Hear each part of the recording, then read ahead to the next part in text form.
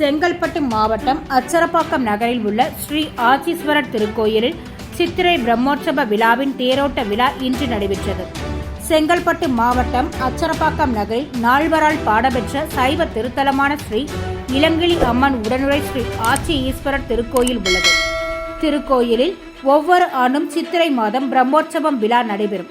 கடந்த தமிழ் புத்தாண்டு அன்று கொடியேற்றமும், 3ஆம் நாள் அதிகார நந்தி சேவையும், 5ஆம் நாள் திருக்கல்யாண உற்சவம், 7வது நாளான இன்று திரு தேரோட்டமும் நடைபெற்றது.